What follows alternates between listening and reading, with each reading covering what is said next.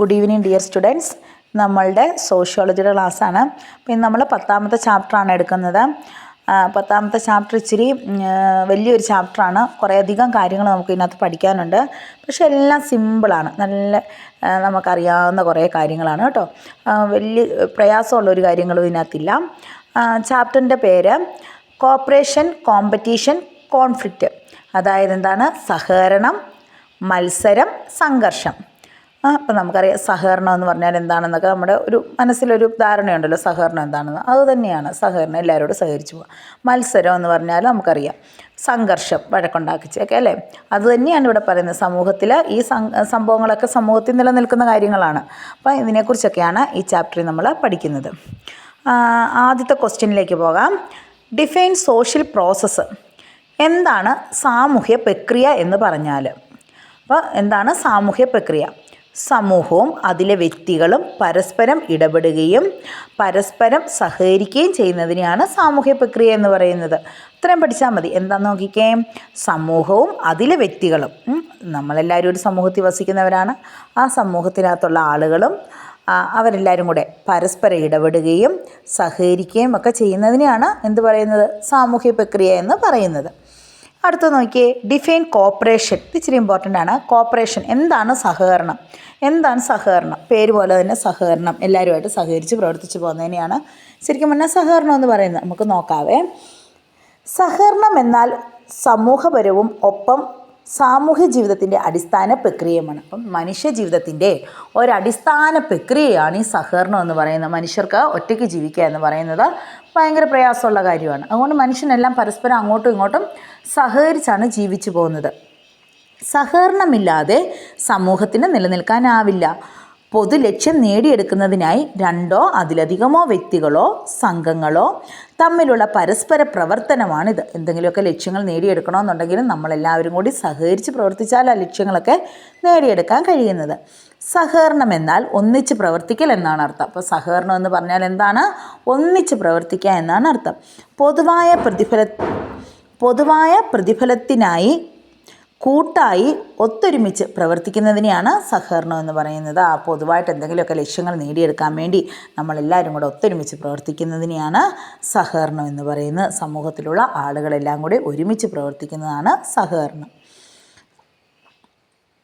ഇത് സഹജീവികളോടുള്ള സഹകരണ മനോഭാവമാണ്. നമ്മുടെ കൂടെ വസിക്കുന്നവരോടുള്ള ഒരു സഹകരണ മനോഭാവവും കൂടിയാണിത്. ഉദാഹരണത്തിന് ഒരു കുട്ടിയെ വളർത്തണമെന്നുണ്ടെങ്കിൽ ആ കുടുംബത്തിലുള്ള എല്ലാവരും കൂടെ അതിനെ നോക്കി പരിപാലിച്ച് വരുമ്പോഴാണ് ഒരു കുഞ്ഞിനെ നമുക്ക് വളർത്തിയെടുക്കാനായിട്ട് സാധിക്കുന്നത്. ഒറ്റയ്ക്ക് വളർത്തുക എന്ന് പറയുമ്പോൾ ഭയങ്കര ബുദ്ധിമുട്ടുള്ളൊരു കാര്യമാണ്. അപ്പോൾ പരസ്പര സഹകരണം അതിനാവശ്യമാണ്. അതുപോലെ തന്നെ കാർഷിക മേഖലയിലെ സഹകരണം. കാർഷിക മേഖലയിലാണെങ്കിലും കൃഷിയിടങ്ങളിലൊക്കെയാണ് എല്ലാവരും കൂടി സഹകരിച്ച് പ്രവർത്തിക്കുമ്പോൾ കൂടുതൽ ഉൽപ്പാദനം ഉണ്ടാകുകയും അതുവഴി നല്ല നേട്ടങ്ങൾ സമൂഹത്തിന് കൈവരിക്കാനായിട്ട് സാധിക്കുകയും ചെയ്യും. പിന്നെ മനുഷ്യ സമൂഹത്തെ ഒരുമിച്ച് നിർത്തുന്ന ശക്തിയാണ് സഹകരണം എന്ന് പറയുന്നത്. ഈ മനുഷ്യ സമൂഹത്തെ ഒരുമിപ്പിച്ച് നിർത്തുന്ന ഒരു ശക്തിയും കൂടിയാണ് സഹകരണം. വിവിധതര സഹകരണങ്ങളുടെ അനന്തരഫലമായി രൂപം കൊള്ളുന്നത് മനുഷ്യ സമൂഹം. വിവിധതരം ഈ സഹകരണങ്ങളുടെ ഒരു അനന്തരഫലമാണ്. സഹകരണങ്ങളുടെ അനന്തരഫലം എന്ന് പറയുന്നത് നല്ലൊരു മനുഷ്യ സമൂഹത്തെ നമുക്ക് വാർത്തെടുക്കാൻ കഴിയുമെന്നുള്ളതാണ്. ഉദാഹരണത്തിന് ഒരു കുടുംബത്തിൻ്റെ സഹകരണ ഫലമാണ് കുട്ടികളുടെ സാമൂഹ്യവൽക്കരണം. ഒരു കുടുംബത്തിലുള്ള എല്ലാവരും കൂടി നല്ല സഹകരണത്തോടെ യോജിപ്പോടും കൂടി ജീവിച്ചു വരികയാണ് എങ്കിൽ ആ കുടുംബത്തിലുള്ള കുഞ്ഞുങ്ങൾക്ക് എന്തുണ്ടായിരിക്കും? ഒരു സാമൂഹ്യവൽക്കരണത്തിനുള്ള കഴിവുണ്ടായിരിക്കും. അവിടെയുള്ള കുഞ്ഞുങ്ങൾ ഇത് കണ്ടു വളർന്നിട്ട് അവർക്കും ഏത് സാഹചര്യത്തിൽ ചെന്ന് പെട്ടാലും ആ കുഞ്ഞുങ്ങൾക്ക് സഹകരിച്ച് പ്രവർത്തിക്കാനുള്ളൊരു മനോഭാവം ഉണ്ടാവും. അപ്പോൾ ഇത്രയൊക്കെയാണ് ശരിക്കും പറഞ്ഞാൽ സഹകരണത്തെക്കുറിച്ച് നമുക്ക് നോക്കാനായിട്ടുള്ളത്. അപ്പോൾ സഹകരണം എന്ന് പറഞ്ഞു കഴിഞ്ഞാൽ പരസ്പര സഹായവും ഐക്യവും പുലർത്തിക്കൊണ്ട് ഒരു പൊതു ലക്ഷ്യം കൈവരിക്കാനായിട്ട് മനുഷ്യർ തമ്മിലുണ്ടാകുന്ന പരസ്പര ഉടമ്പടിയുടെ സവിശേഷതയും കൂടിയാണ് സഹകരണം എന്ന് പറയുന്നത്. അപ്പോൾ എന്താണ്? പരസ്പര സഹായവും ഐക്യവും പുലർത്തിക്കൊണ്ട് ഒരു പൊതു ലക്ഷ്യം കൈവരിക്കുന്നതിനായിട്ട് മനുഷ്യർ തമ്മിലുണ്ടാക്കുന്ന പരസ്പര ഉടമ്പടിയും കൂടിയാണ് സഹകരണം. സഹകരണത്തെക്കുറിച്ച് മനസ്സിലായല്ലോ. എന്താണ് സഹകരണം എന്ന് പറഞ്ഞു കഴിഞ്ഞാൽ എല്ലാവരും കൂടെ ഒരുമിച്ച് പ്രവർത്തിക്കുക, ഒരുമിച്ച് നിൽക്കുക. ഇതൊക്കെയാണ് ശരിക്കും പറഞ്ഞാൽ സഹകരണം എന്ന് പറഞ്ഞാൽ. ഒരു പൊതു ലക്ഷ്യം നേടിയെടുക്കുന്നതിന് വേണ്ടി നമ്മൾ ഒരുമിച്ച് പ്രവർത്തിക്കുക. അടുത്ത question. What are the 3 major forms of social interaction? അതായത് 3 തരത്തിലുള്ള സാമൂഹ്യ ആശയവിനിമയ രീതികൾ ഉണ്ട്. അത് ഏതെല്ലാമാണെന്ന്. 3 തരത്തിലുള്ള സാമൂഹ്യ ആശയവിനിമയ രീതികൾ ഉണ്ട്. അതായത് സോഷ്യൽ ഇൻട്രാക്ഷൻ ഏതൊക്കെയാണെന്ന്. അതായത് ഫസ്റ്റ് വൺ സഹകരണം. സഹകരണം എന്താണെന്ന് നമുക്ക് അത്യാവശ്യം മനസ്സിലായിട്ടുണ്ട് അല്ലേ? സഹകരണം. സെക്കൻഡ് മത്സരം. 3 സംഘർഷം. അപ്പോൾ ഇതെന്താണ്? 3 തരത്തിലുള്ള ആശയവിനിമയ രീതികളാണ്. 3 തരത്തിലുള്ള social interaction. 3 major forms of social interaction. ഏതൊക്കെയാണ്? സഹകരണം, മത്സരം, സംഘർഷം. ഇനി അടുത്ത question, explain the characteristics of cooperation. കോപ്പറേഷൻ്റെ സവിശേഷതകൾ എന്തെല്ലാമാണ്? നമ്മൾ നേരത്തെ പറഞ്ഞതിൻ്റെ അടിസ്ഥാനത്തിൽ തന്നെ ചിന്തിച്ച് നോക്കിയാൽ നമുക്കറിയാം. സഹകരണത്തിൻ്റെ ഏറ്റവും പ്രധാനപ്പെട്ട പ്രത്യേകത എന്ന് വെച്ചാൽ എന്താണ്? പരസ്പര പ്രവർത്തനമാണ് അല്ലേ? പരസ്പരം പ്രവർത്തനമാണ്. പിന്നെ പാരമ്പര്യമുണ്ട്. പിന്നെ എന്താണ്? മധ്യസ്ഥത, തൊഴിൽ വിഭജനം, കൊടുക്കൽ വാങ്ങൽ, 2 അതിലധികമോ വ്യക്തികളുടെയും ഗ്രൂപ്പുകളുടെയും സാന്നിധ്യം, പിന്നെ പൊതു ലക്ഷ്യം കൈവരിക്കാനുള്ള അഭിലാഷം, ത്യാഗമനോഭാവം, മറ്റുള്ളവർക്ക് നന്മ കൈവരുത്താനുള്ള ആഗ്രഹം. ഇതൊക്കെയാണ് കോപ്പറേഷൻ, സഹകരണം കൊണ്ട് നമ്മൾ അർത്ഥമാക്കുന്ന അല്ലെങ്കിൽ സഹകരണത്തിൻ്റെ സവിശേഷത എന്ന് പറയുന്നത്. ഒന്നും കൂടി പറയാം. സഹകരണത്തിൻ്റെ സവിശേഷത ആദ്യം തന്നെ എന്താണ്? പരസ്പര പ്രവർത്തനം ഉണ്ടായിരിക്കണം. പരസ്പരം പ്രവർത്തനം. സഹകരണം എന്ന വാക്ക് തന്നെ അങ്ങനെയാണ് അല്ലേ? പരസ്പരം പ്രവർത്തിക്കുന്നതാണ് സഹകരണം എന്ന് പറയുന്നത്. പിന്നെ അതുപോലെ തന്നെ ഇതൊരു പാരമ്പര്യമാണ്. പിന്നെ മധ്യസ്ഥത. ഒരു മധ്യസ്ഥ മനോഭാവത്തോടു കൂടിയാണ് നമ്മളത് സഹകരണത്തെ കാണുന്നത്. പിന്നെ തൊഴിൽ വിഭജനം. സഹകരണ മനോഭാവം വളർത്താൻ വേണ്ടി അതിനകത്ത് നമ്മൾ ഇപ്പോൾ തൊഴിലുകളൊക്കെ ആണെങ്കിലും ഓരോ പലതരത്തിലുള്ള തൊഴിലുകളുണ്ടാവും. അതിനകത്തൊക്കെ ആണെങ്കിലും ഓരോരുത്തർക്കായിട്ട് വിഭജിച്ച് കൊടുത്ത് അതിലൂടെ സഹകരണം കൈവരിക്കാനായിട്ട് നമ്മൾ ശ്രമിക്കാറുണ്ട്. പിന്നെ കൊടുക്കൽ വാങ്ങലുകൾ. അതും ഒരു സഹകരണത്തിൻ്റെ മറ്റൊരു മനോഭാവമാണ്, കൊടുക്കൽ വാങ്ങലുകൾ. പിന്നെ 2 അതിലധികമോ വ്യക്തികളുടെയോ ഗ്രൂപ്പുകളുടെയോ സാന്നിധ്യം ഉണ്ടാകാറുണ്ട്. പൊതു ലക്ഷ്യം കൈവരിക്കാൻ വേണ്ടി നമ്മൾ സഹകരിച്ച് ഒരുമിച്ച് ത്യാഗപൂർവ്വം പ്രവർത്തിക്കാറുണ്ട്. അപ്പോൾ ത്യാഗമനോഭാവം അതിനകത്തുണ്ട്, സഹകരണത്തിലുണ്ട്. പിന്നെ പൊതു ലക്ഷ്യം കൈവരിക്കലുണ്ട്. മറ്റുള്ളവർക്ക് നന്മ ചെയ്യുക എന്ന ആഗ്രഹവും സഹകരണത്തിൽ നമുക്ക് കാണാൻ സാധിക്കും. അടുത്ത point, what are the 3 major forms of cooperation? സഹകരണത്തിന് 3 പ്രധാന രീതികളുണ്ട്. അതേതെല്ലാമാണ്? സഹകരണത്തിന് 3 പ്രധാന രീതികളുണ്ട്. അതേതെല്ലാമാണ്? അപ്പോൾ ഗ്രൂപ്പുകളെ അതിൻ്റെ സ്വഭാവവും വലുപ്പവും അനുസരിച്ച് ചെറുതും വലുതുമായ ഗ്രൂപ്പുകളായിട്ട് തരംതിരിക്കാറുണ്ട്. അങ്ങനെ നോക്കുമ്പോൾ സഹകരണത്തെ നമ്മൾ 3 തലങ്ങളായിട്ടാണ് തിരിച്ചിരിക്കുന്നത്. ഒന്നാമത്തേത് പ്രാഥമിക സഹകരണമെന്നും, രണ്ടാമത്തേത് ദ്വിതീയ സഹകരണമെന്നും, മൂന്നാമത്തേത് തൃതീയ സഹകരണമെന്നും ആണ് നമ്മൾ തിരിച്ചിരിക്കുന്നത്. അപ്പോൾ ഒന്നാമത്തെ പ്രാഥമിക സഹകരണം എന്താണെന്ന് നമുക്ക് നോക്കാം. പ്രാഥമിക സഹകരണം, അതായത് പ്രാഥമിക സഹകരണം എന്ന പ്രൈമറി കോപ്പറേഷൻ, പ്രാഥമിക സഹകരണം. അപ്പോൾ ചെറിയ ഗ്രൂപ്പുകളിലെ അംഗങ്ങളുടെ സഹകരണം പ്രാഥമികമാണ്. പ്രാഥമിക സഹകരണം എന്ന് വെച്ചാൽ ചെറിയ ഗ്രൂപ്പുകളായിരിക്കും. അപ്പോൾ അവ തമ്മിൽ മുഖാമുഖ ബന്ധമുള്ളതാണ്. നമ്മൾ നേരത്തെ പഠിച്ചിട്ടുണ്ട് പ്രാഥമിക സംഘങ്ങളുടെ പ്രത്യേകതകൾ എന്തൊക്കെയാണെന്നുള്ളത്. അതുതന്നെയാണ് ഇവിടെ പറഞ്ഞിരിക്കുന്നത്. അപ്പോൾ ചെറിയ ഗ്രൂപ്പുകളായിരിക്കും, ഇവർ തമ്മിൽ പരസ്പര ബന്ധമുണ്ടായിരിക്കും, എന്നും കാണുന്നവരായിരിക്കും. ഉദാഹരണം കുടുംബമാണ് എന്നൊക്കെ നമ്മൾ നേരത്തെയും പഠിച്ചിട്ടുണ്ട്. പിന്നെ അയൽക്കൂട്ടം, സൗഹൃദ സംഘങ്ങൾ, ഇതെല്ലാം ഇതിന് ഉദാഹരണവുമാണ്. പ്രൈമറി ഗ്രൂപ്പിന് ഉദാഹരണമാണ്. അപ്പോൾ പ്രൈമറി ഗ്രൂപ്പ് എന്ന് പറയുമ്പോൾ തന്നെ നമുക്കറിയാം, പ്രൈമറി കോപ്പറേഷൻ എന്ന് പറയുമ്പം അത് എന്താണ്, എന്ന് നമ്മൾ കാണുന്നവർ തമ്മിലുള്ളൊരു സഹകരണമായിരിക്കും. ചെറിയൊരു ഗ്രൂപ്പായിരിക്കും. ചെറിയ ഗ്രൂപ്പിലുള്ളവരെ ആയിരിക്കും നമ്മൾ എപ്പോഴും കാണുന്നത്. വലിയ ഗ്രൂപ്പൊക്കെ ആകുമ്പോഴത്തേക്കും നമുക്ക് എല്ലാവരുമായിട്ട് ഇടപെടാനൊക്കെ പാടായിരിക്കും. അപ്പോൾ ഇതാണ് ആദ്യത്തെ പ്രാഥമിക സഹകരണം എന്നുകൊണ്ട് അർത്ഥമാക്കുന്നത്. അതായത് സഹകരണത്തിന് 3 രീതികളാണുള്ളത്. അതിലൊന്നാമത്തേതാണ് പ്രാഥമിക സഹകരണം. പ്രാഥമിക സഹകരണം എന്ന് പറയുമ്പോൾ അതൊരു ചെറിയ ഗ്രൂപ്പാണ്. ഈ ഗ്രൂപ്പിലുള്ള ആളുകൾ തമ്മിൽ എന്നും മുഖാമുഖ ബന്ധമുണ്ടായിരിക്കും. പിന്നെ അതാണ് ഈ ഗ്രൂപ്പിൻ്റെ ഏറ്റവും പ്രധാനപ്പെട്ട പ്രത്യേകത എന്ന് പറയുന്നത്. അടുത്തതായിട്ട് ഞാൻ സെക്കൻഡറി കോപ്പറേഷൻ, അതായത് ദ്വിതീയ സഹകരണം. ഒന്നാമത്തത് നമ്മൾ പ്രാഥമിക സഹകരണം പറഞ്ഞു. ഇനി അടുത്തത് ദ്വിതീയ സഹകരണം. ദ്വിതീയ സഹകരണം എന്ന് പറയുമ്പോൾ എന്താണ്, വലിയ ഒരു ഗ്രൂപ്പായിരിക്കും. പ്രൈമറിയിൽ ചെറിയ ഗ്രൂപ്പായിരുന്നു. എന്നാൽ ദ്വിതീയത്തിനകത്ത് വലിയ ഗ്രൂപ്പുകളുടെ ഒരു കൂട്ടായ്മയാണ് ദ്വിതീയ സഹകരണം എന്ന് പറയുന്നത്. വ്യക്തമായ ഒരു ലക്ഷ്യത്തോടു കൂടിയാണ് ഇവർ പ്രവർത്തിക്കുന്നത്. അപ്പോൾ വ്യക്തമായ ലക്ഷ്യത്തോടു കൂടിയായിരിക്കും ദ്വിതീയ സഹകരണത്തിലുണ്ടായിരിക്കുന്നത്. എന്നൊന്നും കാണണമെന്നൊന്നുമില്ല. പ്രാഥമിക സഹകരണം പോലെ മുഖാമുഖ ബന്ധങ്ങളൊക്കെ വളരെ കുറവായിരിക്കും, കാരണം വലിയൊരു സംഘമായതുകൊണ്ട് തന്നെ. അപ്പോൾ അത്രയും കാര്യങ്ങളേ ഉള്ളൂ അവിടെ നമ്മൾ ഓർത്തു വെക്കാനായിട്ട്. ദ്വിതീയ സഹകരണത്തിൽ വലിയ ഗ്രൂപ്പുകളുടെ ഒരു കൂട്ടായ്മയായിരിക്കും. വ്യക്തമായ ലക്ഷ്യം ഇവർക്ക് ഉണ്ടായിരിക്കും. പിന്നെ ഇത് കുറേ കൂടി സങ്കീർണമാണ്, കോംപ്ലക്സ്. ഇത് കുറച്ചും കൂടി സങ്കീർണമാണ്. ഇത് കുറച്ചും കൂടി സങ്കീർണമാണ്. പിന്നെയാണെങ്കിൽ ഇത് ഇതിനൊരു ഉദാഹരണം പറയുകയാണെങ്കിൽ ബിസിനസ് ഇടപാടുകളൊക്കെയാണ്. കാരണം കുറച്ച് വലിയൊരു ഗ്രൂപ്പുകളുടെ സംഘമായിരിക്കും. ഇവർ പരസ്പരം കാണണമെന്നൊന്നുമില്ല. സഹകരണമൊക്കെ ഇച്ചിരി കുറവ്, എപ്പോഴും കാണത്തൊന്നുമില്ല. അങ്ങനെ സഹകരണം കുറവായിരിക്കും. അതുകൊണ്ട് തന്നെ കാണാത്തതുകൊണ്ട്. പക്ഷേ ആണെങ്കിലും ഇവർക്ക് വ്യക്തമായിട്ടൊരു ലക്ഷ്യമുണ്ടായിരിക്കും. പിന്നെ അടുത്ത് നോക്കിയേ, തൃതീയ സഹകരണം. തൃതീയ സഹകരണം എന്ന് വെച്ചുമ്പോൾ പ്രത്യേക ലക്ഷ്യത്തിന് വേണ്ടി മാത്രം വ്യക്തികൾ തമ്മിൽ ഇടപെടലുകൾ നടത്തുന്നതായിരിക്കും തൃതീയ സഹകരണം എന്ന് പറയുന്നത്. അത് രാഷ്ട്രീയ പാർട്ടികൾ അവർ വോട്ട് ചോദിക്കാൻ വരുമ്പോൾ മാത്രം നമ്മളുമായിട്ട് ഇടപെടുന്നു. പ്രത്യേക ലക്ഷ്യത്തിന് വേണ്ടി മാത്രം പ്രവർത്തിക്കുന്നവർ, അതാണ് പിന്നെ എന്താ തൃതീയ സഹകരണം എന്ന് പറയുന്നത്. വേറൊരു സമയത്തും നമ്മളുമായിട്ട് യാതൊരുവിധ കോണ്ടാക്റ്റും ഇല്ല. എന്തെങ്കിലും ഒരു പ്രത്യേക ലക്ഷ്യം വരുമ്പോൾ മാത്രം ഇവർ നമ്മളുമായിട്ട് സഹകരണത്തിൽ ഏർപ്പെടുന്നു. ഇനി അടുത്ത് നോക്കിയാൽ difference between direct cooperation and indirect corporation. പ്രത്യക്ഷ സഹകരണവും പരോക്ഷ സഹകരണവും ഉണ്ട്. അപ്പോൾ ഈ പ്രത്യക്ഷ സഹകരണവും പരോക്ഷ സഹകരണവും തമ്മിലുള്ള വ്യത്യാസം എന്തൊക്കെയാണ്? അത് അംഗങ്ങൾ പരസ്പരം മുഖാമുഖം കണ്ടുകൊണ്ടുള്ള സാഹചര്യത്തിൽ നടക്കുന്ന സഹകരണത്തെയാണ് നമ്മൾ പ്രത്യക്ഷ സഹകരണം എന്ന് പറയുന്നത്. എളുപ്പമാണ് അല്ലേ? എന്താണ്? അംഗങ്ങൾ പരസ്പരം മുഖാമുഖം കണ്ടുകൊണ്ടിരിക്കുന്നു. അതിനെയാണ് നമ്മൾ എന്ത് പറയുന്നത്? പ്രത്യക്ഷ സഹകരണം. ഇപ്പം തന്നെ പഠിക്കാമല്ലോ, എളുപ്പമാണ്. ഒന്ന് കേട്ടാൽ മതി, മനസ്സിലാവും. പ്രത്യക്ഷ സഹകരണം എന്ന് വെച്ച് കഴിഞ്ഞാൽ എന്താണെന്ന്. അംഗങ്ങൾ പരസ്പരം എന്നും കണ്ടുകൊണ്ടിരിക്കുന്നു.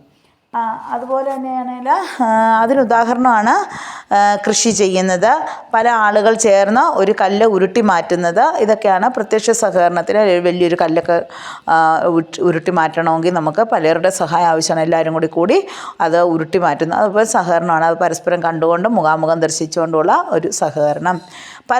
പരസ്പരം നേരിട്ടുള്ള ഇടപെടൽ ഇല്ലാത്ത സഹകരണത്തെയാണ് ഇതിനെ പറയുന്ന പേരാണ് പരോക്ഷ സഹകരണം എന്ന് പറയുന്നത്. പരസ്പരം കാണുന്നില്ല നമ്മൾ, എന്നാലേ നമ്മൾ സഹകരണം ഉണ്ടും താനും. അതിനെയാണ് പരോക്ഷ സഹകരണം എന്ന് പറയുന്നത്. ഇവിടെ പൊതുവായ ഒരു ലക്ഷ്യം നേടുവാനായി വ്യക്തികൾ വ്യത്യസ്തങ്ങളായ ഉത്തരവാദിത്തങ്ങൾ നിർവഹിക്കുന്നു. അടുത്തത് difference between voluntary and non voluntary corporation. അതായത് സ്വമേധയാലുള്ള സഹകരണവും ഇച്ഛാനുസരണമല്ലാതെയുള്ള സഹകരണവും തമ്മിലുള്ള വ്യത്യാസങ്ങൾ എന്തെല്ലാം? ആധുനിക സമൂഹത്തിൽ സങ്കീർണതകൾ വർദ്ധിച്ചു വരുന്നതിനനുസരിച്ച് ഉള്ളവരെ സഹായിക്കുക എന്നത് സന്നദ്ധ പ്രവർത്തകരും അവരുടെ സംഘങ്ങളും ഏറ്റെടുക്കുന്നു. ഇത്തരം പ്രവർത്തനങ്ങൾക്ക് അടിസ്ഥാനം വോളണ്ടറി കോപ്പറേഷനാണ്. നിയമം, നികുതി എന്നീ നിലകളിൽ നിയന്ത്രണങ്ങൾ ചുമത്തിക്കൊണ്ട് മുമ്പ് സ്വയം സന്നദ്ധ സേവകർ ചെയ്തിരുന്ന പല സേവനങ്ങളും ഇന്ന് ഗവൺമെൻറ് ഏറ്റെടുത്ത് ചെയ്യുന്നുണ്ട്. ഉദാഹരണം, നികുതി പണം ഉപയോഗിച്ച് പ്രാഥമിക നിർബന്ധിത വിദ്യാഭ്യാസം സൗജന്യമായി നൽകുന്ന രീതി ഗവൺമെൻറ് രൂപീകരിച്ചിട്ടുണ്ട്. ഇത് സ്വമേധയാ അല്ലാത്ത സഹകരണത്തിന് ഉദാഹരണമാണ്. അതായത് ഒന്നുകൂടി നമുക്ക് നോക്കാം. സ്വമേധയാലുള്ള സഹകരണവും ഇച്ഛാനുസരണമല്ലാതെയുള്ള സഹകരണവും തമ്മിലുള്ള വ്യത്യാസം എന്താണെന്നാണ് ക്വസ്റ്റ്യൻ. അതായത് ആധുനിക സമൂഹത്തിൽ സങ്കീർണതകൾ വർദ്ധിച്ചു വരുന്നതിനനുസരിച്ച് ബുദ്ധിമുട്ടുള്ളവരെ സഹായിക്കുക എന്നത് സന്നദ്ധ പ്രവർത്തകരുടെയും അവരുടെ സംഘങ്ങളും ഏറ്റെടുക്കുന്നു. ബുദ്ധിമുട്ട് അനുഭവിക്കുന്നവരെ സഹായിക്കാൻ വേണ്ടി നമ്മൾ സ്വമേധയ ഏറ്റെടുക്കുന്നതാണ് ഈ പ്രവർത്തനങ്ങൾ. ഇത്തരം പ്രവർത്തനത്തിന് അടിസ്ഥാനമാണ് ആരോരും സഹായിക്കാനില്ലാത്തവരെയൊക്കെ സഹായിക്കുക എന്നത് സന്നദ്ധ സഹകരണ സംഘങ്ങൾ. അതാണ് സ്വമേധയാലുള്ള സഹകരണം എന്നുകൊണ്ട് അർത്ഥമാക്കുന്നത്. മുമ്പ് സ്വയം സന്നദ്ധ സേവകർ ചെയ്തിരുന്ന പല സേവനങ്ങളും ഇന്ന് ഗവൺമെൻറ് ഏറ്റെടുത്ത് ചെയ്യാറുണ്ട്.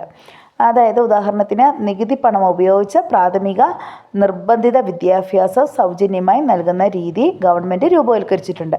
ഇതിനെ നമ്മൾ നോൺ വോളണ്ടറി കോപ്പറേഷൻ അല്ലെങ്കിൽ സ്വമേധയാ അല്ലാത്ത സഹകരണത്തിന് ഉദാഹരണമായിട്ട് പറയുന്നു.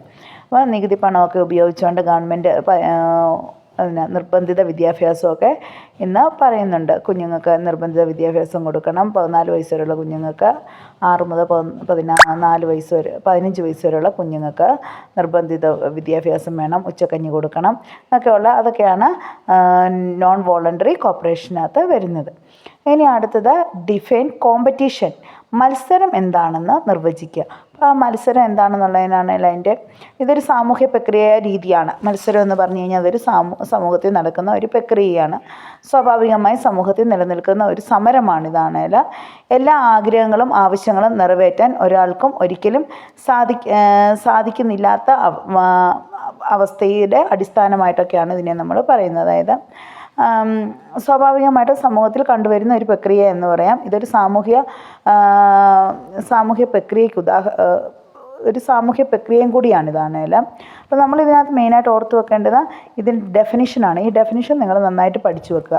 എന്താണ് കോമ്പറ്റീഷൻ എന്നതിൻ്റെ ഡെഫിനിഷനാണേൽ. അപ്പം മത്സരം എന്നത് ആത്യന്തികം അഭിലഷിക്കുന്ന ദുർലഭമായ എന്തെന്തോ നേടിയെടുക്കുന്നതിനായി വ്യക്തികൾക്കിടയിൽ നടക്കുന്ന വ്യക്തിപരമല്ലാത്ത സംഘർഷമാണ്.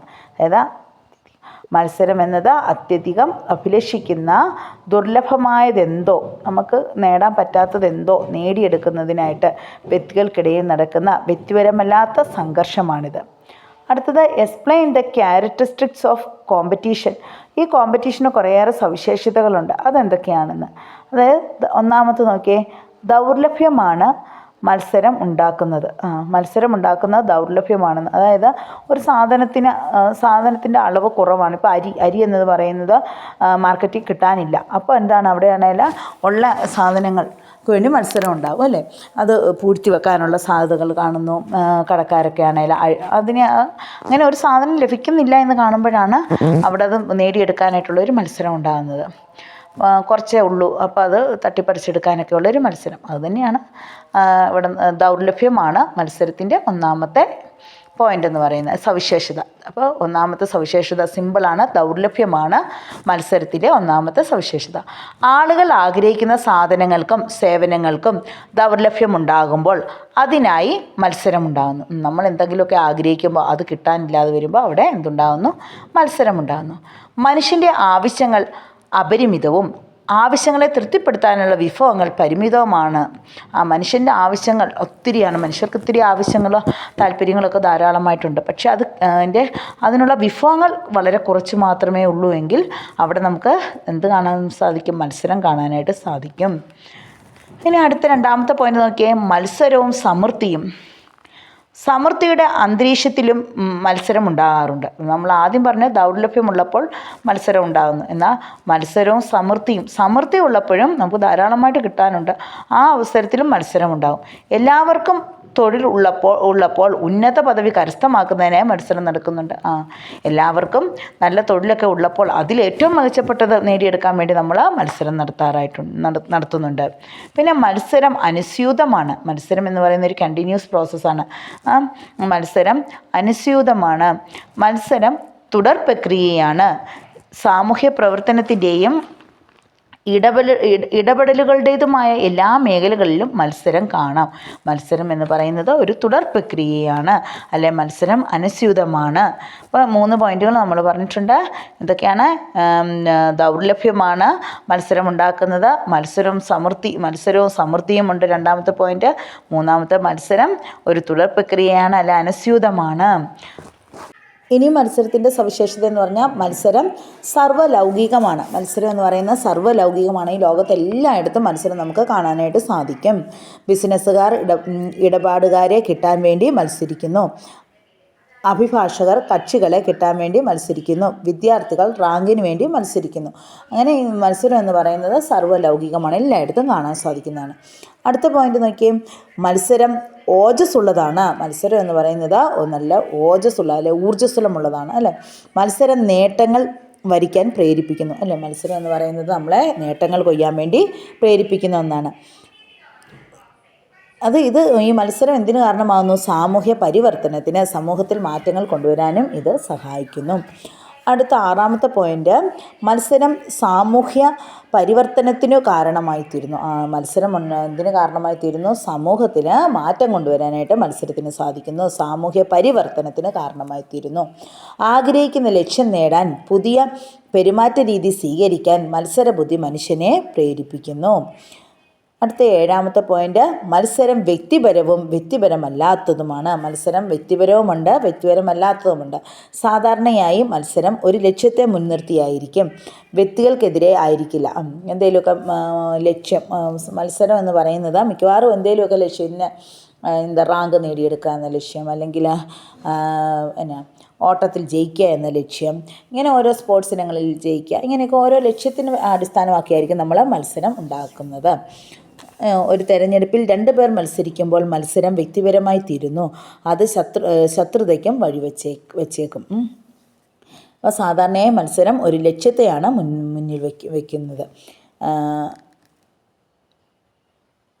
അടുത്തത് 8ാമത്തെ പോയിൻ്റ്, മത്സരം രചനാത്മകമോ നശീകരണാത്മകമോ ആയിരിക്കാം. അപ്പം മത്സരം എന്ന് പറയുന്നത് രചനാത്മകമോ നശീകരണാത്മകമോ ആകാം. മറ്റൊരാളെ നശിപ്പിച്ച് വിജയം നേടാനുള്ള മത്സരം നശീകരണാത്മകമാണ്. എന്നാൽ എല്ലാവരുടെയും ക്ഷേമത്തിന് വേണ്ടിയുള്ള മത്സരം രചനാത്മകമാണ്. ആ മത്സരം 2 തരത്തിലും ആകാം അല്ലേ. ചിലരാണെല്ലാം മറ്റുള്ളവരുടെ നാശം കണ്ട് വിജയം കണ്ടെത്താനായിട്ട് ശ്രമിക്കുന്നവരുമുണ്ട്. അപ്പം മറ്റുള്ളവരെ നശിപ്പിച്ച് വിജയം നേടുന്നതിനെ നമ്മൾ അങ്ങനെയുള്ള മത്സരങ്ങളെ നമ്മൾ നശീകരണാത്മക മത്സരമെന്നും മറ്റുള്ളവരുടെ ഉന്നമനത്തിനും സാമൂഹ്യ ക്ഷേമത്തിനു വേണ്ടിയൊക്കെയുള്ള മത്സരങ്ങളുണ്ട്, അതിനെ നമ്മൾ രചനാത്മക മത്സരമെന്നും പറയുന്നു. മത്സരം എപ്പോഴും നിയമാനുസൃതമാണ്. 9ാമത്തെ പോയിൻ്റാണ്, മത്സരം എപ്പോഴും എന്താണ്? നിയമാനുസൃതമാണ്. ധാർമ്മികമോ നിയമപരവുമായ വ്യവസ്ഥകൾ മത്സരങ്ങളെ നിയന്ത്രിക്കുന്നു. മത്സരം എപ്പോഴും നിയമാനുസൃതമായിരിക്കും. ഒരു കളിയിൽ അല്ലെങ്കിൽ ഒരു സ്പോർട്സ് അങ്ങനെയൊക്കെയുള്ള കളികളിലൊക്കെ നമ്മൾ പങ്കെടുക്കുമ്പോൾ അവിടെ കുറേയേറെ നിയമങ്ങളുണ്ടായിരിക്കും. അപ്പോൾ മത്സരത്തിൽ എന്തുണ്ടായിരിക്കും? നിയമങ്ങളുണ്ടായിരിക്കും. അപ്പോൾ മത്സരം എപ്പോഴും നിയമാനുസൃതമായിരിക്കും. പിന്നെ അബോധപൂർവമായും മത്സരം ഉണ്ടാകാറുണ്ട്. അബോധപൂർവമായ മത്സരത്തിൽ ഉൾപ്പെടുന്ന ആളുകൾ പലപ്പോഴും തങ്ങൾ മത്സരത്തിലാണെന്ന ബോധമുള്ളവരായിരിക്കില്ല. മത്സരിക്കുന്ന മറ്റുള്ളവരെ പറ്റിയും അറിവുണ്ടാകണമെന്നും വരില്ല. അപ്പോൾ മത്സരത്തിൽ ഏർപ്പെടുന്ന ചില അവസരങ്ങളിൽ നമ്മൾ മത്സരത്തിലാണെന്ന ബോധമുള്ളവരായിരിക്കണമെന്നില്ല. മത്സരിക്കുന്ന മറ്റുള്ളവരെ പറ്റിയും അവർക്ക് അറിവുണ്ടാകണമെന്നുമില്ല. ഇങ്ങനെ 10 കാര്യങ്ങളാണ് ശരിക്കും പറഞ്ഞാൽ നമ്മൾ മത്സരത്തിൻ്റെ സവിശേഷതകളായിട്ട് പറയുന്നത്. ഒന്നും കൂടി ടീച്ചർ പറയാം. മത്സരത്തിൻ്റെ സവിശേഷതകൾ 10 എണ്ണമാണുള്ളത്. പഠിച്ചു വെക്കേണ്ടതാണ്, ഇമ്പോർട്ടൻ്റ് ആണ്. അപ്പോൾ ഒന്നാമത്തെ എന്താണ്? ദൗർലഭ്യമാണ് മത്സരം ഉണ്ടാക്കുന്നത്. 2ാമത്തെ മത്സരവും സമൃദ്ധിയും. 3ാമത്തെ മത്സരം അനുസ്യൂതമാണ്. 4ാമത്തെ മത്സരം സർവ്വലൗകികമാണ്. 5ാമത്തത് മത്സരം ഓജസ്സുള്ളതാണ്. 6ാമത്തത് മത്സരം സാമൂഹ്യ പ്രവർത്തനത്തിന് കാരണമാകുന്നു. 7 മത്സരം വ്യക്തിപരവും വ്യക്തിപരമല്ലാത്തതും. 8 മത്സരം രചനാത്മകമോ നശീകരണാത്മകമോ ആകാം. 9 മത്സരം എപ്പോഴും നിയമാനുസൃതമാണ്. 10 അവബോധപൂർവമായും മത്സരമുണ്ടാകാം. ഇത്രയുമാണ് മത്സരത്തിൻ്റെ സവിശേഷതകൾ. ഇനി അടുത്ത question, explain the different types of competition. പലതരത്തിലുള്ള മത്സരങ്ങളെക്കുറിച്ച് വിവരിക്കുക. ഒന്നാമത്തത് സാമ്പത്തിക മത്സരം. തികച്ചും ഭൗതികമായ ഈ ലോകത്ത് എല്ലാ ആളുകളും ഭൗതിക നേട്ടങ്ങൾക്കായി മറ്റുള്ളവരോട് മത്സരിക്കുന്നു. സാമ്പത്തിക മത്സരം എന്ന് പറയുമ്പോഴത്തേക്കിന് നമ്മുടെ ഈ ലോകത്ത് ഭൗതികമായ ഈ ലോകത്ത് എല്ലാ ആളുകളും ഭൗതിക നേട്ടങ്ങൾ, പുറമേയുള്ള നേട്ടങ്ങൾ നേടിയെടുക്കാൻ വേണ്ടി നല്ലപോലെ മത്സരിക്കുന്നുണ്ട്. അതാണ് ഒന്നാമത്തെ. അപ്പം പലതരത്തിലുള്ള മത്സരങ്ങളുണ്ട്. അതിനകത്ത് ഒന്നാമത്താണ് സാമ്പത്തിക മത്സരം. ഉൽപാദനം, വിതരണം, ഉൽപ്പന്നങ്ങളുടെ കൈമാറ്റം, ഉപഭോഗം എന്നിവയെല്ലാം ഭൗതിക നേട്ടങ്ങൾക്കായുള്ള മത്സരങ്ങളുടെ സാക്ഷ്യങ്ങളാണ്. അപ്പം എന്താണ് സാമ്പത്തിക മത്സരത്തിനകത്ത് നമ്മൾ ഉൽപാദനം, വിതരണം, ഉൽപ്പന്നങ്ങളുടെ കൈമാറ്റം ഇതെല്ലാം ഭൗതിക നേട്ടങ്ങൾക്ക് വേണ്ടിയുള്ള മത്സരത്തിന് സാക്ഷികളാണ്. ജോലിക്ക്, ഉപഭോക്താക്കൾക്ക്, കക്ഷികൾക്ക്, രോഗികൾക്ക്, ലാഭത്തിന്, കൂലിക്ക്, ശമ്പളത്തിന്, പ്രമോഷന്, പണത്തിന്, സമ്പത്തിന്, സ്വത്തിന് എന്നുവേണ്ട എല്ലാത്തിനും വേണ്ടി നമ്മൾ എന്ത് ചെയ്യുന്നുണ്ട്? പരസ്പരം മത്സരിക്കുന്നു. അപ്പോൾ ഒന്നാമത്തെ പോയിൻ്റ് തന്നെ സാമ്പത്തിക മത്സരം എന്നുള്ളതാണ്. രണ്ടാമത്തത് സാംസ്കാരിക മത്സരം. രണ്ടാമത്തത് കൾച്ചറൽ കോമ്പറ്റീഷൻ, സാംസ്കാരിക മത്സരം. 2 സാംസ്കാരിക ഗ്രൂപ്പുകൾ തമ്മിലുള്ള മത്സരമാണ് സാംസ്കാരിക മത്സരം എന്ന് പറയുന്നത്. മനുഷ്യ ചരിത്രത്തിൽ അധിവസിക്കുന്നവരും അതിക്രമിച്ച് കടന്നു വന്നവരും തമ്മിലുള്ള മത്സരങ്ങളുടെ നിരന്തര ഘോഷയാത്ര തന്നെ കാണാവുന്നതാണ്. അപ്പോൾ സാംസ്കാരിക മത്സരം എന്ന് പറയുമ്പോൾ അത് 2 സാംസ്കാരിക ഗ്രൂപ്പുകൾ തമ്മിലുള്ള മത്സരമാണ്. അതായത് മനുഷ്യ ചരിത്രത്തിൽ അധിവസിച്ചവരും പണ്ട് കാലം തൊട്ടേ അധിവസിച്ച് വരുന്നവരും അവരെ ആക്രമിച്ച് കടന്നു വന്നവരും തമ്മിലുള്ള മത്സരങ്ങളുടെ ചരിത്രം നമുക്ക് കാണാൻ സാധിക്കും. അടുത്തത് രാഷ്ട്രീയ മത്സരം, പൊളിറ്റിക്കൽ കോമ്പറ്റീഷൻ. രാഷ്ട്രീയ മത്സരം രാഷ്ട്രീയ ലക്ഷ്യങ്ങൾക്ക് വേണ്ടിയുള്ള മത്സരമാണ് രാഷ്ട്രീയ മത്സരം. ഉദാഹരണത്തിന്, കൂടുതൽ അധികാരം നേടുന്നതിനായി ഒരു രാജ്യത്തെ തന്നെ വിവിധ രാഷ്ട്രീയ പാർട്ടികൾ തമ്മിൽ മത്സരം നടക്കാറുണ്ട്. അതുപോലെ വിവിധ രാജ്യങ്ങൾ തമ്മിലുള്ള മത്സരങ്ങളും സംഭവിക്കുന്നു.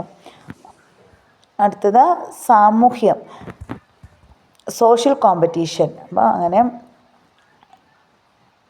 നാലെണ്ണമാണ് മത്സരത്തെ നമ്മൾ 4 തരത്തിലാണ് തരംതിരിച്ചിരിക്കുന്നത്. ഫസ്റ്റ് വൺ സാമ്പത്തിക മത്സരമെന്നും, സെക്കൻഡ് സാംസ്കാരിക മത്സരമെന്നും, തേർഡ് വൺ രാഷ്ട്രീയ മത്സരമെന്നും, ഫോർത്ത് വൺ സാമൂഹിക മത്സരം എന്നും, ഇങ്ങനെ 4ആയിട്ടാണ് തിരിച്ചിരിക്കുന്നത്.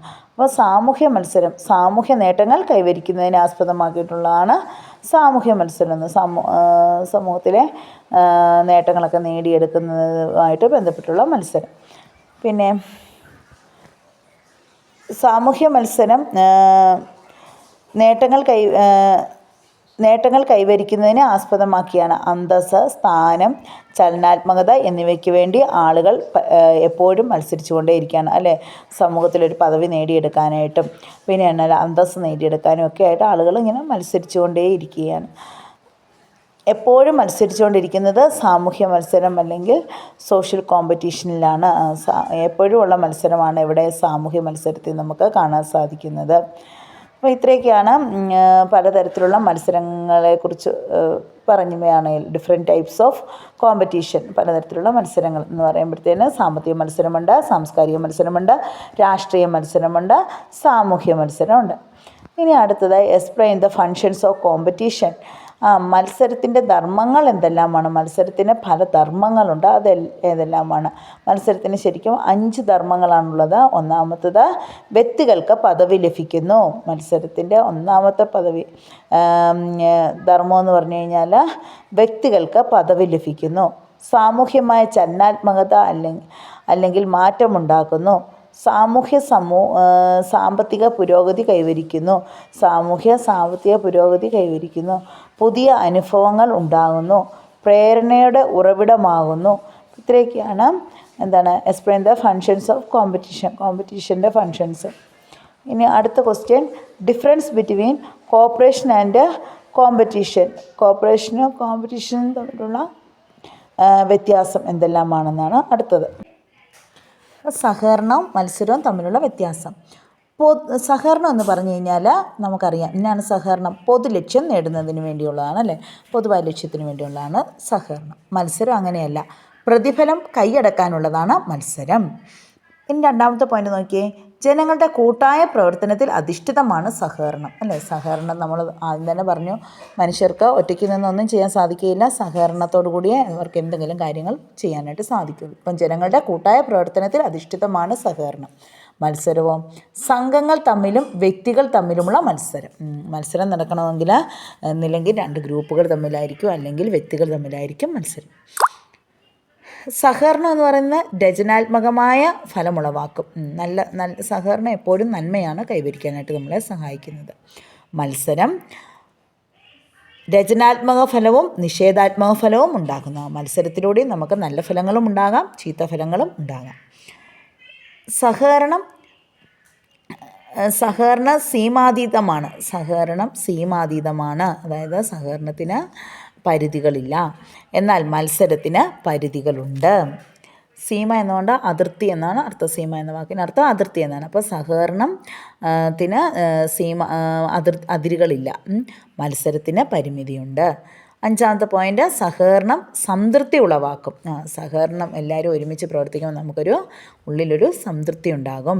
എന്നാൽ മത്സരം സംതൃപ്തിയും അസംതൃപ്തിയും ഉത്കണ്ഠയും അനിശ്ചിതത്വവും ഉളവാക്കും. ജയിക്കുന്നവർക്ക് സംതൃപ്തി ലഭിക്കും അല്ലേ, ജയിക്കാത്തവർക്ക് അസംതൃപ്തി ഉണ്ടാകും. അപ്പം മത്സരം കൊണ്ട് നമുക്ക് സംതൃപ്തിയും ഉണ്ടാകുന്നവരുണ്ട്, അസംതൃപ്തിയും ഉണ്ടാകുന്നവരുണ്ട്, ഉത്കണ്ഠയും ഉണ്ടാകുന്നവരുണ്ട്, അനിശ്ചിതത്വവും ഉളവാക്കും മത്സരം.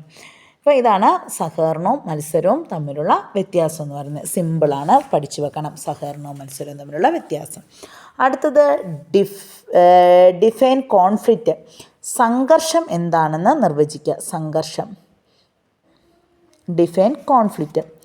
എതിരാളികളെ അക്രമം കൊണ്ടോ അക്രമ ഭീഷണി കൊണ്ടോ നേരിട്ട് വെല്ലുവിളിച്ച് വ്യക്തികൾ തങ്ങളുടെ ലക്ഷ്യങ്ങൾ നേടിയെടുക്കുന്ന സാമൂഹ്യ പ്രക്രിയയാണ് സംഘർഷം. സംഘർഷം എന്ന് പറയുന്നത് 2 ആളുകൾ തമ്മിലുള്ള വഴക്കാണെന്ന് നമുക്ക് കേൾക്കുമ്പോഴേ മനസ്സിലാവും അല്ലേ. സംഘർഷം അല്ലെങ്കിൽ 2 അതിലധികം ആളുകൾ അല്ലെങ്കിൽ ഗ്രൂപ്പുകൾ തമ്മിലുള്ള വഴക്ക്, ഇതിനെയൊക്കെ നമുക്ക് സംഘർഷം എന്ന് പറയാം. അപ്പം എതിരാളികളെ അക്രമം കൊണ്ടോ അക്രമ ഭീഷണി കൊണ്ടോ നേരിട്ട് വെല്ലുവിളിച്ച് വ്യക്തികൾ തങ്ങളുടെ ലക്ഷ്യങ്ങൾ നേടിയെടുക്കുന്ന സാമൂഹ്യ പ്രക്രിയയാണ് സംഘർഷം.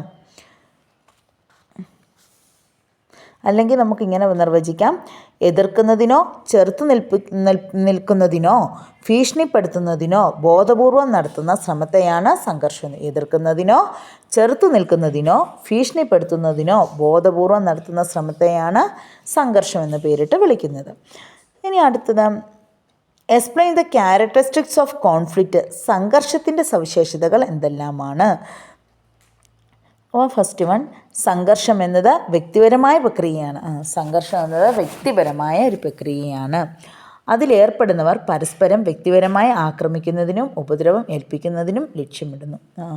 ഈ സംഘർഷം നമ്മുടെ ഉള്ളിനുള്ളിലാണ് സംഘർഷങ്ങളൊക്കെ ഉടലെടുക്കുന്നത്. അതുകൊണ്ട് തന്നെ ഇതൊരു വ്യക്തിപരമായ പ്രക്രിയയാണ്. അപ്പോൾ സംഘർഷം എന്ന് പറയുന്നത് വ്യക്തിപരമായ പ്രക്രിയയാണ്. രണ്ടാമത്തെ പോയിൻ്റ്, അത് ബോധപൂർവമുള്ളൊരു പ്രക്രിയയാണ്. സംഘർഷം എതിർക്കുന്ന കക്ഷികൾ ബോധപൂർവം നടപ്പിലാക്കുന്നതാണ്. സംഘർഷം എന്ന് പറയുന്നത് ബോധപൂർവമുള്ളൊരു പ്രക്രിയയാണ്. മൂന്നാമത്തെ പോയിൻ്റ്, സംഘർഷങ്ങൾ ഇടവിട്ട് സംഭവിക്കുന്ന ഒന്നാണ്. അപ്പം സംഘർഷങ്ങൾ ഇടവിട്ട് സംഭവിക്കുന്ന ഒന്നാണ്. അത് എപ്പോഴും വളർന്നുകൊണ്ടേയിരിക്കുന്ന ഒന്നല്ല. സംഘർഷം എന്ന് പറയുന്നത് എപ്പോഴും അങ്ങോട്ട് ഉണ്ടാകുന്ന ഒന്നല്ല. അത് ഇടവിട്ട് ചില പ്രത്യേക സാഹചര്യങ്ങളിലാണ് ഈ സംഘർഷങ്ങൾ ഉണ്ടാകുന്നത്. തുടർച്ചയായി സംഭവിച്ചുകൊണ്ടിരിക്കുന്നവയല്ല. സംഘർഷം തുടർച്ചയായിട്ട് സംഭവിച്ചുകൊണ്ടിരിക്കുന്നവയല്ല. ചെറിയ ഇടവേളയ്ക്ക് ശേഷം മാത്രമേ അത് വീണ്ടും സംഭവിക്കുകയുള്ളൂ. സംഘർഷം എന്ന് പറയുന്നത് ഇടവിട്ട് സംഭവിക്കുന്ന ഒന്നാണ്. അത് എപ്പോഴും സംഭവിച്ചുകൊണ്ടിരിക്കുന്ന ഒന്നല്ല. ചില ഇടവേളകൾക്ക് ശേഷമാണ് സംഘർഷം പിന്നീടും രൂപപ്പെട്ടു വരുന്നത്. അടുത്ത question, state the different types of conflict. പലതരത്തിലുള്ള സംഘർഷങ്ങൾ ഏതെല്ലാമാണ്? അപ്പോൾ സംഘർഷങ്ങൾ പലതരത്തിലുണ്ട്. ഫസ്റ്റ് വൺ യുദ്ധമാണ്. അപ്പോൾ യുദ്ധം നമുക്കറിയാം, ഭൗതിക താല്പര്യങ്ങൾ നേടാൻ വേണ്ടിയാണ് യുദ്ധങ്ങൾ നടത്തുന്നത്. രാജ്യങ്ങൾ തമ്മിലൊക്കെയാണ് യുദ്ധങ്ങൾ. അവരുടെ ഭൗതിക താല്പര്യങ്ങൾ നേടാൻ വേണ്ടിയും രാജ്യങ്ങൾ തമ്മിൽ യുദ്ധങ്ങൾ നടത്താറുണ്ട്. അടുത്തത് ശണ്ട എന്ന് പറയുമ്പോഴത്തേക്കിന് വഴക്ക് എന്നാണ് അർത്ഥം. അത് തങ്ങളോട് അനീതി കാണിച്ചു എന്ന ഒരു സംഘം മറ്റൊരു സംഘത്തിനെതിരായി കരുതുമ്പോഴാണ് ഇങ്ങനെ വഴക്കുകൾ ഉണ്ടാകുന്നത്. അല്ലെങ്കിൽ ഇപ്പോൾ നമുക്കറിയാം, വഴക്കുകൾ പലപ്പോഴും ഉണ്ടാകാറുണ്ട്. അയൽവക്കക്കാർ തമ്മിൽ വഴക്കുണ്ടാകാറുണ്ട്, അല്ലെങ്കിൽ സംഘങ്ങൾ തമ്മിൽ വഴക്കുണ്ടാകാറുണ്ട്. ഇതെല്ലാം സംഘർഷത്തിന് കാരണമാകുന്നതാണ്. പിന്നെ വ്യവഹാരം എന്ന് പറയുമ്പോൾ ഒരു വ്യക്തിയോ സംഘമോ എന്തെങ്കിലും കൈവശം വയ്ക്കുവാനുള്ള അവകാശം സംരക്ഷിക്കുന്നതിനായി മറ്റൊരു വ്യക്തിക്കോ സംഘത്തിനോ എതിരായി സ്വീകരിക്കുന്ന നിയമപരമായ നടപടിയെയാണ് വ്യവഹാരം എന്ന് പറയുന്നത്. പിന്നെ ആശയങ്ങൾ തമ്മിലുള്ളത്, അതായത് വ്യക്തിപരമായി അല്ലാതെ ഒരു ആദർശത്തിന് വേണ്ടി വ്യക്തികൾ നടത്തുന്ന സമരമാണ് ആശയങ്ങൾ തമ്മിലുള്ള എന്താണ്. ഇപ്പോൾ കമ്മ്യൂണിസം എന്ന ആദർശം, ആ ആദർശത്തിന് വേണ്ടി വ്യക്തികൾ നടത്തുന്ന സമരം വ്യക്തിപരമല്ലതാണേലും അത് ആദർശത്തിന് വേണ്ടി നടത്തുന്ന സമരം, അതിനെയാണ് ആശയങ്ങൾ തമ്മിലുള്ള സംഘർഷം എന്ന് പറയുന്നത്. അപ്പോൾ ഇത്രയൊക്കെയാണ് പ്രധാനപ്പെട്ട പലതരത്തിലുള്ള സംഘർഷങ്ങൾ കാണപ്പെടുന്നത്. ഇനി വേറെ കുറേ സംഘർഷങ്ങളും കൂടിയുണ്ട്. അവ എന്തൊക്കെയാണെന്ന് നമുക്ക് നോക്കാം. സംഘങ്ങൾ തമ്മിലും വ്യക്തികൾ തമ്മിലും സംഘർഷങ്ങൾ ഉണ്ടാകാറുണ്ട്. അതായത് ഗ്രൂപ്പുകൾ തമ്മിലും വ്യക്തികൾ തമ്മിലുമുള്ള സംഘർഷങ്ങൾ ഉണ്ടാകാറുണ്ട്. പിന്നെ ലീനവും പ്രകടവുമായ സംഘർഷങ്ങൾ, അതായത് സംഘടനകൾ ഉണ്ടാകുന്നതിന് എത്രയോ മുമ്പ് തന്നെ സംഘർഷം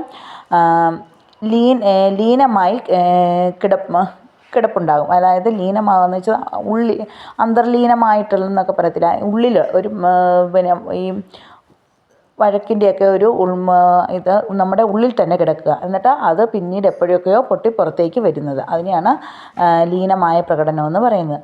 സാമൂഹ്യമായ അസംതൃപ്തിയുടെയോ അസ്വസ്ഥതയുടെയോ രൂപം കൊള്ളുന്നവയായിരിക്കും അത്. അതായത് സമൂഹത്തിൽ നടക്കുന്ന പലതരം അസംതൃപ്തികളൊക്കെ ഉള്ളിൽ കരുതി വെച്ചുകൊണ്ടിരുന്ന എപ്പോഴെങ്കിലും അതൊന്ന് പൊട്ടിത്തെറിപ്പിക്കുന്നു. അതിനെയാണ് നമ്മൾ ലീനവും പ്രകടവുമായതെന്ന് പറയുന്നത്. പിന്നെ വർഗസംഘർഷം എന്ന് പറയുമ്പോഴത്തേക്കിന് സമൂഹത്തിലെ വിവിധ വർഗ്ഗങ്ങൾ തമ്മിലുണ്ടാകുന്നതാണ്. അതായത് തൊഴിലാളിയും മുതലാളിയും തമ്മിലുണ്ടാകാം. അതൊക്കെയാണ് ഈ സമരത്തിനകത്ത് അല്ലെങ്കിൽ വർഗസംഘർഷത്തിനകത്ത് വരുന്നത്. പിന്നെ വംശീയ സംഘർഷം ഉണ്ടാകാറുണ്ട്. അത് ജനങ്ങൾക്കിടയിലുണ്ടാകുന്ന വംശീയവുമായിട്ട് ബന്ധപ്പെട്ട സംഘർഷങ്ങളാണിത്.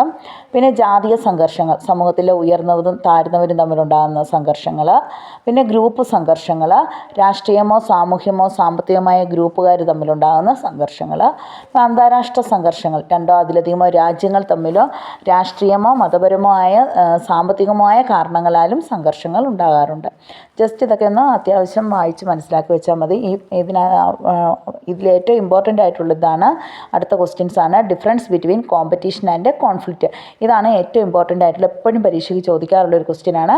Difference between competition and conflict, സംഘർഷവും മത്സരവും തമ്മിലുള്ള വ്യത്യാസം. അപ്പം മത്സരം എന്താണെന്ന് നിങ്ങൾക്കറിയാം. മത്സരം എന്ന് പറഞ്ഞാൽ എതിരാളികളെ തോൽപ്പിച്ച് പ്രതിഫലം കൈയടക്കാൻ ശ്രമിക്കുന്ന പ്രക്രിയയാണ് മത്സരം എന്ന് പറയുന്നത്. ഇപ്പോൾ നമുക്ക് എതിരെ വരുന്ന ആളുകളെ നമ്മൾ തോൽപ്പിച്ച് പ്രതിഫലം സ്വീകരിക്കുന്ന പ്രക്രിയയാണ് മത്സരം. എന്നാൽ സംഘർഷം എന്ന് പറഞ്ഞാലോ, എതിരാളികളെ ദുർബലമാക്കി പ്രതിഫലം കൈയടക്കാൻ ശ്രമിക്കുന്ന പ്രക്രിയയാണ് സംഘർഷം. മത്സരം ബോധപൂർവം അല്ലാതെയും ഉണ്ടാകാം. സംഘർഷം പലപ്പോഴും ബോധപൂർവമായിരിക്കും ഉണ്ടാകുന്നത്. മത്സരം ബോധപൂർവവും അല്ലാതെ ഉണ്ടാകുന്നു. സംഘർഷം എന്ന് പറയുന്നത് എപ്പോഴും ബോധപൂർവമായിരിക്കും ഉണ്ടാകുന്നത്. മത്സരം സർവ്വലൗകികവും അനുസ്യൂതവുമാണ്. മത്സരം എന്ന് പറയുന്നത് എല്ലായിടത്തും കാണപ്പെടുന്ന ഒരു പ്രക്രിയയാണ്. അത് അനുസ്യൂതവുമാണ്, തുടർച്ചയായിട്ടുള്ള ഒരു പ്രക്രിയയാണ്. സംഘർഷം സർവ്വലൗകികമാണെങ്കിലും അനുസ്യൂതമല്ല. ഈ സംഘർഷം തുടർച്ചയായിട്ടുണ്ടാകുന്നതല്ല, സർവ്വലൗകികമാണ്. എല്ലായിടത്തും സംഘർഷം ഉണ്ടാകാറുണ്ട്. മത്സരം വ്യക്തിപരമോ അല്ലാതെയോ ആകാം. മത്സരം വ്യക്തിപരമോ അല്ലാതെയാകാം. സംഘർഷം വ്യക്തിപരമാണ്, തികച്ചും വ്യക്തിപരമാണ്. മത്സരം രചനാത്മകവും നിഷേധാത്മകവുമാകാം. മത്സരം എന്ന് പറയുന്നത് നന്മയുള്ളതുമാകാം, നന്മയില്ലാത്തതുമാകാം. സംഘർഷം നിഷേധാത്മക ഫലം ഉളവാക്കുന്നു. സംഘർഷം എപ്പോഴും നിഷേധാത്മക ഫലമാണ് ഉളവാക്കുന്നത്. മത്സരത്തിന് ഊക്കുകൂട്ടി സംഘർഷത്തിലെത്താം. എന്ന് വെച്ചാൽ എന്താണ്, മത്സരത്തെ കൂടുതൽ ഉച്ചസ്ഥായിയിലെത്തിക്കുമ്പോൾ അത് സംഘർഷത്തിലും എത്താറുണ്ട്. മത്സരം കൂടുതലായി കഴിയുമ്പോഴത്തേക്കിന് അത് സംഘർഷത്തിലേക്കും വഴക്കിലേക്കും ഒക്കെ പോകാം. എന്നാൽ സംഘർഷം എന്ന് പറഞ്ഞാൽ വ്യക്തിപരമാകുമ്പോൾ മത്സരം സംഘർഷത്തിനിടയിലാകും. ഇത്രയൊക്കെയാണ് മത്സരവും സംഘർഷവും തമ്മിലുള്ള വ്യത്യാസങ്ങൾ. അപ്പോൾ ഈ ചാപ്റ്റർ വലിയൊരു ചാപ്റ്ററാണ്. ഒത്തിരി കാര്യങ്ങൾ നമ്മൾ പഠിച്ചു. ഇതെല്ലാം നിങ്ങൾ വായിച്ച് നോക്കുക. നോട്ട് ഞാൻ ഇട്ടേക്കാം. നിങ്ങൾ നന്നായിട്ട് വായിച്ച് നോക്കുക. പെട്ടെന്ന് മനസ്സിലാകുന്ന ഒരു ചാപ്റ്ററാണ്. അപ്പോൾ നല്ലപോലെ പഠിക്കുക.